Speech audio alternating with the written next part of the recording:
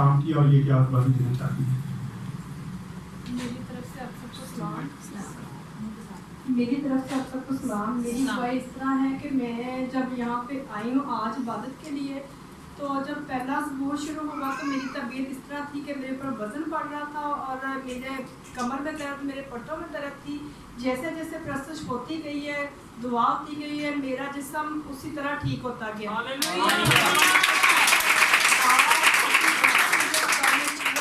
और बरकत दी और मेरा जिस्म जो बिल्कुल हल्का हो गया है। शुक्र है जिंदा खुदावंद का कि मेरे घर की सारी परेशानियां थी। मेरा ईमान है कि मेरा जिंदा खुदावंद वो खत्म करे। तो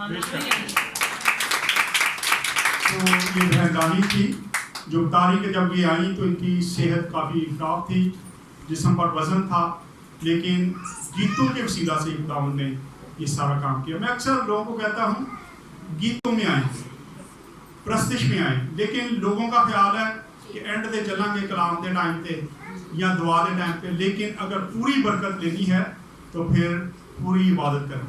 अगर पूरी इबादत नहीं करते तो बरकत भी उतनी ही मिलती है। शादी पे खाना चल रहा हो ना तो लेट हो जाए तो कई बार फिर बाकी चीज़ें घाटी दा बनी है, फिर बचिया बुचिया मिलता है, लेकिन अगर पहले चले जाएँ, टाइम पे चले जाएँ तो सारा कुछ आप अच्छे तरीके से खा सकते हैं।